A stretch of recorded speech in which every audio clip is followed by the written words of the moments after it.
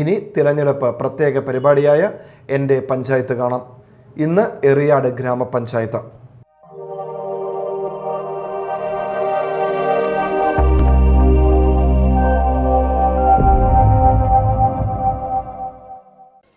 നമസ്കാരം. തൃശ്ശൂരിന് പടിഞ്ഞാറും കൊച്ചിയുടെ വടക്കുമായി സ്ഥിതി ചെയ്യുന്ന തീരദേശ പഞ്ചായത്താണ് എറിയാട്. ഇന്ന് നമുക്ക് എറിയാട് ഗ്രാമപഞ്ചായത്തിൻ്റെ വിശേഷങ്ങൾ നോക്കാം. സ്വാഗതം, എൻ്റെ panchayat Eriyad.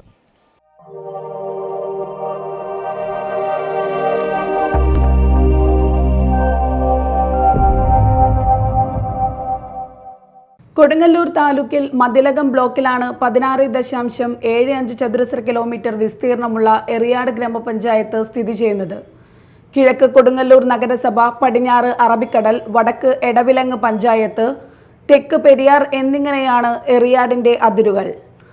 Market west, market east block, Thiruvallur, Kattakulam, Athani, Madavana, Eriyad, industrial, Cheraman, Krishibhavan, temple, society, TTI, church, Azhikode jetty, Munakkal, Vakachal, Menon Bazar, Kadappuram, hospital, dispensary, Arattuvazhi എന്നിങ്ങനെയാണ് 23 വാർഡുകൾ.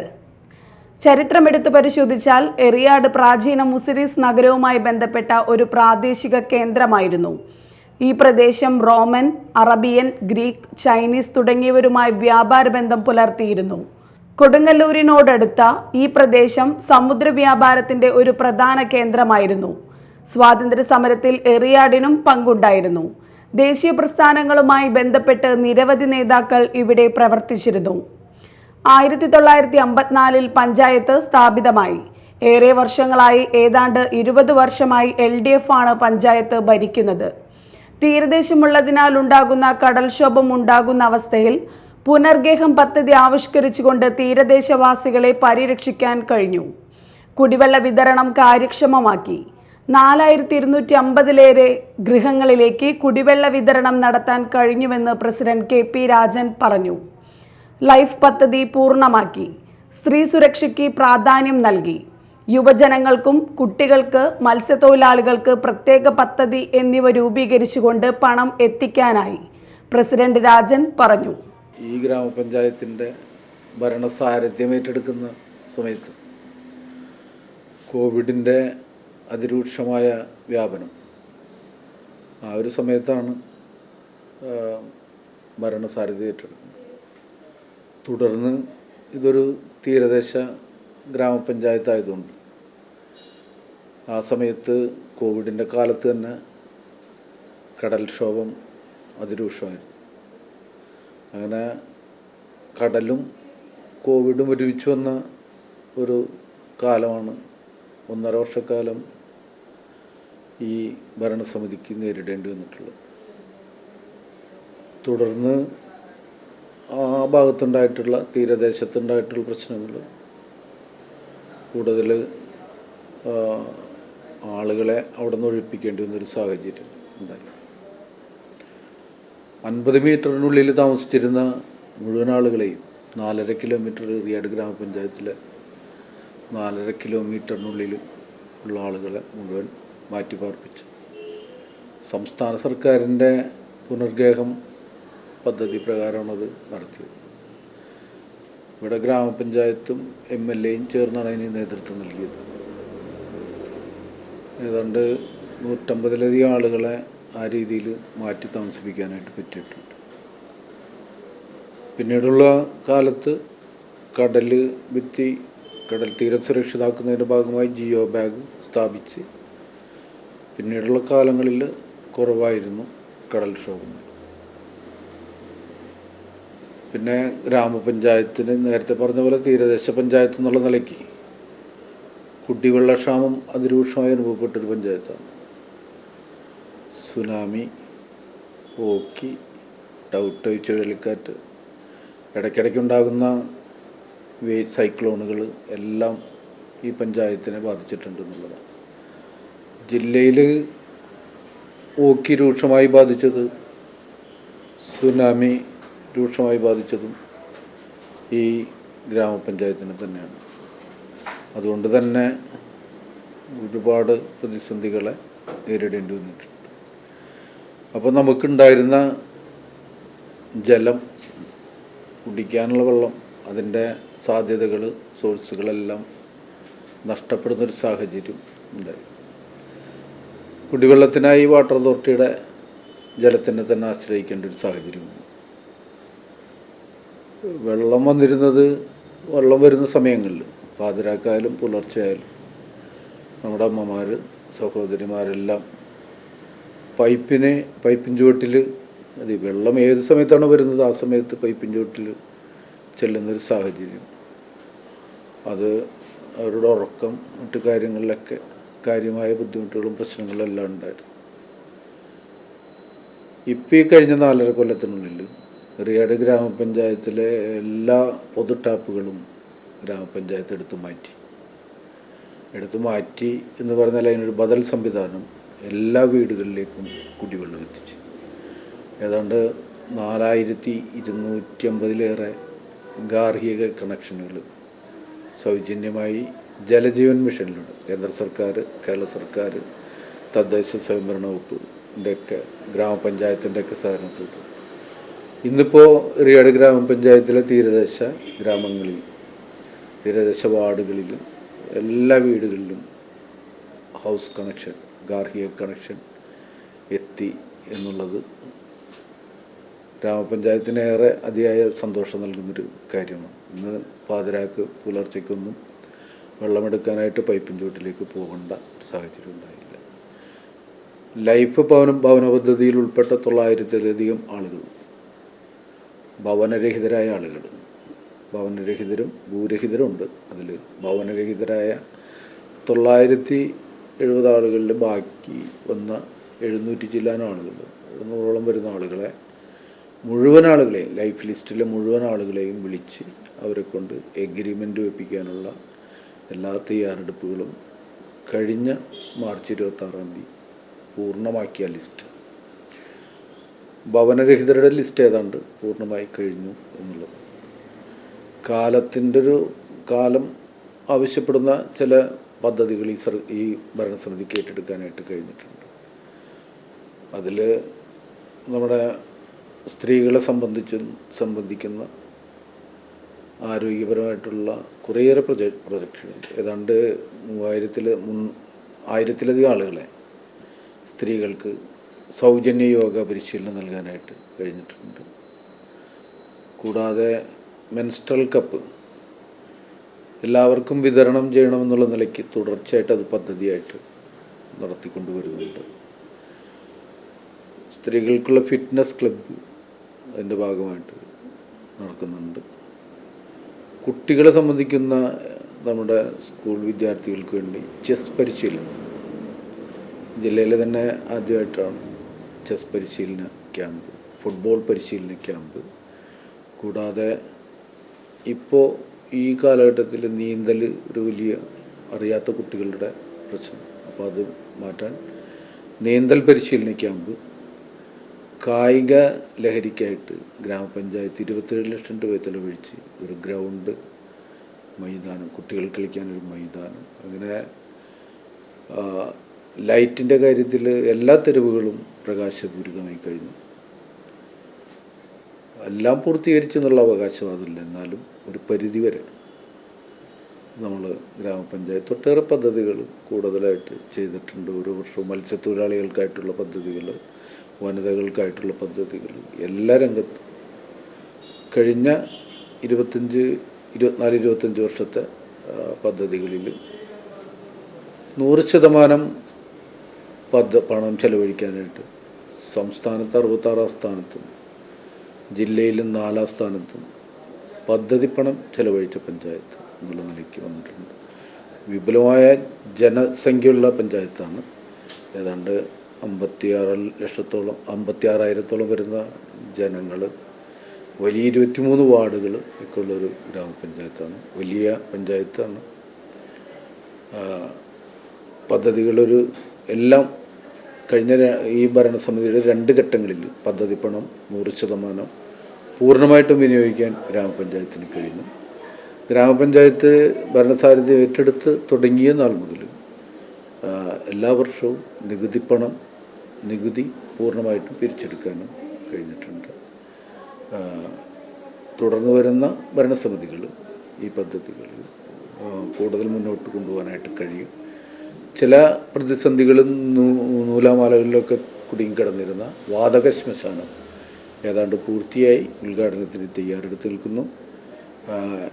ഗ്രാമപഞ്ചായത്തിൻ്റെ നേതൃത്വത്തിലുള്ള ഇൻഡസ്ട്രിയൽ എസ്റ്റേറ്റ് അതിൻ്റെ മുഴുവൻ പണികളും പൂർത്തീകരിച്ച് ആളുകൾക്ക് കൈമാറാനുള്ള തയ്യാറെടുപ്പിലാണ്. ഉദ്ഘാടനത്തിന് തയ്യാറെടുത്ത് നിൽക്കുകയാണ്. ഗ്രൗണ്ടും അതുപോലെ തന്നെ ആയുർവേദ ആശുപത്രിയിലെ ഫിസിയോതെറാപ്പി സെൻറ്റർ നവീകരിച്ച് എല്ലാവിധ ഉപകരണങ്ങളോടും കൂടി എൻ്റെ ഉദ്ഘാടനത്തിന് തയ്യാറെടുത്ത് നിൽക്കുകയാണ്. അങ്ങനെ ഒട്ടനവധി പദ്ധതികൾ ഉദ്ഘാടനത്തിന് തയ്യാറെടുത്ത് നിൽക്കുന്ന ഗ്രാമപഞ്ചായത്താണ്. കുടിവെള്ളത്തിൻ്റെ കാര്യത്തിൽ കൈവരിച്ച നേട്ടം ഏറ്റവും സന്തോഷകരമായ ഒരു കാര്യമാണ് മാത്രം. എന്നാൽ ഭവനരഹിതരെയും ഭൂമിയില്ലാത്തവരെയും കണ്ടഭാവം നടിക്കാത്ത ഭരണസമിതിയാണ് എറിയാടിനെ നയിച്ചതെന്ന് പ്രതിപക്ഷം കുറ്റപ്പെടുത്തി. ഗ്രാമീണ റോഡുകൾ തകർന്നു കിടക്കുകയാണ്. വെള്ളക്കെട്ട് പരിഹരിക്കാൻ നടപടിയുണ്ടായില്ല. ഹാർബർ റോഡ് പോലും സഞ്ചാരയോഗ്യമല്ല എന്നും പ്രതിപക്ഷം പറയുന്നു. എറിയാട് എന്ന് പറഞ്ഞാൽ തുടക്കത്തിൽ പറഞ്ഞ മാതിരി തന്നെ തീരദേശ പഞ്ചായത്താണ്. ഏറ്റവും കൂടുതൽ ജനസംഖ്യ ഉള്ളൊരു പഞ്ചായത്താണ്. 2011 കന്യാകുമാരി കണക്കനുസരിച്ചിട്ട് തന്നെ 46,000 ജനസംഖ്യ. കൊടുങ്ങല്ലൂർ മുനിസിപ്പാലിറ്റിനേക്കാൾ കൂടുതൽ ജനസംഖ്യ ഉള്ളൊരു പഞ്ചായത്ത്. അതിൻ്റെ ഒരു തിക്ക് പോപ്പുലേഷനാണ്. അതുകൊണ്ട് തന്നെ ആവശ്യങ്ങൾ ഒരുപാട് കൂടുതലാണ്. ഇപ്പോൾ കടലുമായി ബന്ധപ്പെട്ട് കടൽ ഭിത്തിയോട് ചേർന്ന് കുറേ ആളുകളെയൊക്കെ അവിടെ നിന്ന് മാറ്റി താമസിപ്പിച്ചിട്ടുണ്ട്. പക്ഷേ കടൽ ഭിത്തി നിർമ്മാണം ഒന്നും ചെയ്തിട്ടില്ല. കടൽ ഭിത്തിയുടെ അറ്റകുറ്റപ്പണി തീർക്കുകയും കടൽ ഭിത്തി നശിച്ചു പോയ ഒരുപാട് സ്ഥലങ്ങളുണ്ട്. അത് ഭിത്തി കെട്ടി സംരക്ഷിക്കുകയും ചെയ്യാതെ ജിയോ ബാഗ് എന്ന പേരിൽ കുറേ സാധനം കൊണ്ടിടുക. ഒരു വർഷം നിൽക്കൂല. ലക്ഷക്കണക്കിന് രൂപ താൽക്കാലിക സംവിധാനം എന്ന നിലയിൽ ജിയോ ബാഗ് കൊണ്ടിടുകയും പക്ഷേ കടൽ ഭിത്തിയുടെ പുനർനിർമ്മാണം നടത്താതിരിക്കുകയും ചെയ്യുന്ന വളരെ ദുഃഖകരമായ അവസ്ഥയാണ്. ശരിക്കും കടപ്പുറത്ത് നമുക്ക് ചെന്നാൽ അറിയാം, അവിടെയൊക്കെ ഒരു ശ്മശാന മൂകതയാണ് ഇപ്പോൾ. അതുപോലെ തന്നെ അറപ്പാമുനക്കൽ എറിയാട് പഞ്ചായത്തിൻ്റെ തെക്കേ അതിര് മുതൽ എടവിലങ്ങ് പഞ്ചായത്തിൻ്റെ അതിർത്തി വരെ നിൽക്കുന്ന അറപ്പാമുനക്കൽ 4 കിലോമീറ്റർ ദൂരം ഒരു റോഡുണ്ടായിരുന്നു. ആ റോഡ് ഇന്ന് പല ഭാഗത്തും ഇല്ല. ആ റോഡ് നശിച്ചു പോയിക്കാണ്. കടലാക്രമണത്തിൻ്റെ രൂക്ഷത മൂലം ആ റോഡ് നശിച്ചു പോയി. അവിടെ ആ റോഡ് പുനർനിർമ്മിക്കാൻ നമുക്ക് സാധിച്ചിട്ടില്ല. അത് വലിയ അപാകതയാണ്. ആ പ്രദേശത്തുള്ള ആളുകൾക്ക് അത്യാവശ്യ കാര്യങ്ങൾക്കൊന്ന് ആശുപത്രി സംബന്ധമായും പ്രായമായ ആളുകൾക്കൊക്കെ പോകണമെന്നുണ്ടെങ്കിൽ ആ റോഡ് പുനർനിർമ്മിക്കാൻ നമുക്ക് സാധിച്ചിട്ടില്ല.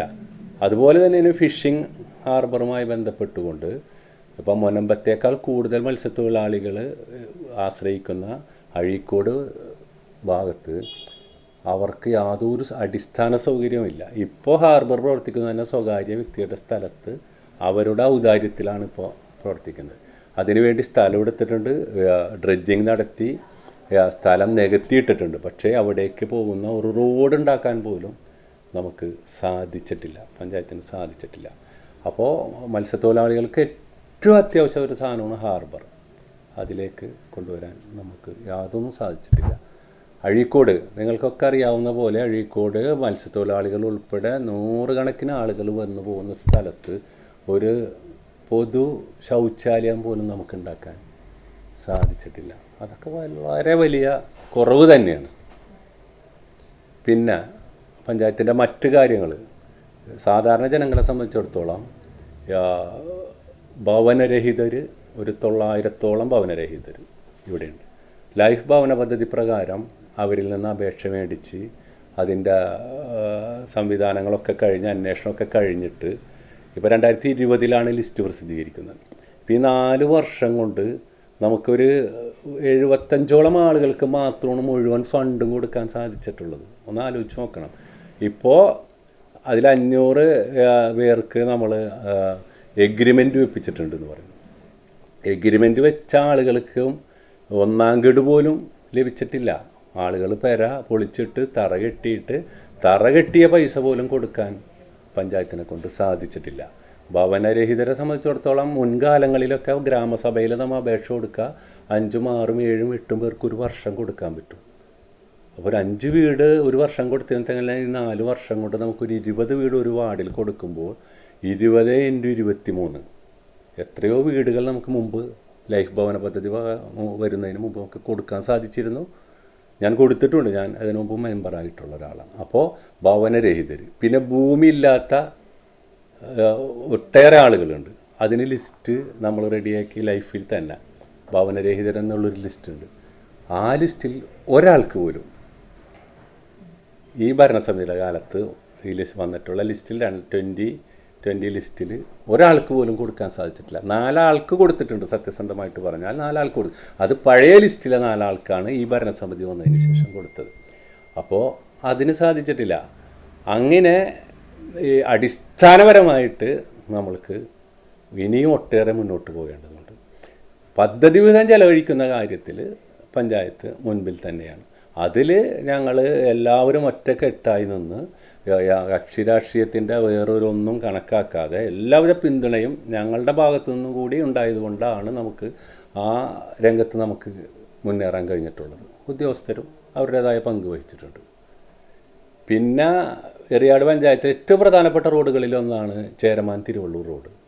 എറിയാട് ചന്തപ്പുര റോഡ് പോലെ, പേബസാറ് പടാവളം റോഡ് പോലെ ഏറ്റവും പ്രധാനപ്പെട്ട റോഡാണ് ചേരമാൻ തിരുവള്ളൂർ റോഡ്. അത് ആകെ വളരെ തുച്ഛ സ്ഥലങ്ങളിലേ നമുക്ക് സഞ്ചാരയോഗ്യമാക്കാൻ സാധിക്കുന്നുള്ളൂ. ഓരോ കൊല്ലം കുറേശ്ശായിട്ട് പോരും. അതൊന്നും പൂർണ്ണമായി തോന്നുന്നില്ല. MLA ഒക്കെ പല പഞ്ചായത്തുകളിലും MLA റബ്ബറൈസ്ഡ് റോഡുകൾ നമ്മളുടെ തൊട്ടടുത്ത പഞ്ചായത്തുകളിലൊക്കെ കൊടുത്തിട്ടുണ്ട്. പക്ഷെ ഒരു റോഡ് പോലും ഈ PWD റോഡ് സ്വാഭാവികമായി ഇപ്പോൾ എല്ലാം റബ്ബറൈസ്ഡ് ചെയ്യുന്നതല്ലാതെ ഇത്തരം ചെറിയ റോഡുകൾ ചെയ്യുന്ന കൂട്ടത്തിൽ ഇതൊന്നും ചെയ്യാൻ ഫണ്ട് തരുന്നു പോലുമില്ല. അതൊക്കെ വലിയ ഇപ്പോൾ യാത്ര ഏറ്റവും കൂടുതൽ വണ്ടികൾ ഉപയോഗിക്കുന്ന ആളുകൾ, തിരക്ക് കുറഞ്ഞ ഭാഗത്തേക്ക് പോകുന്ന ആളുകൾ. പക്ഷെ അവർക്കൊക്കെ ഏറ്റവും കൂടുതൽ എളുപ്പത്തിൽ കൊടുങ്ങല്ലൂരിലേക്ക് ആശുപത്രി ആയാലും മറ്റെല്ലാ കാര്യങ്ങൾക്കും പോകാൻ ഉപയോഗിക്കാൻ ചേരമാൻ തിരുവള്ളൂർ റോഡ് സഞ്ചാരയോഗ്യമാക്കാൻ നമുക്ക് സാധിച്ചിട്ടില്ല. അതുപോലെ തന്നെയാണ് നമ്മളുടെ ഏറ്റവും വലിയ പ്രശ്നം വെള്ളക്കെട്ടാണ്.